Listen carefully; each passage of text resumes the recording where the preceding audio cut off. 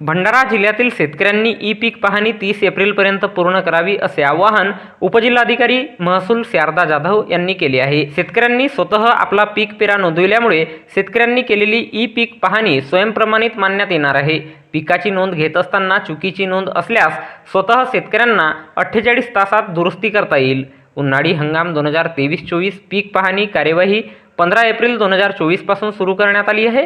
तसेच ई पीक पाहणी हे मोबाईल ॲप गुगल प्ले स्टोअरवर 15 एप्रिल 2024 पासून उपलब्ध करून देण्यात आले आहे।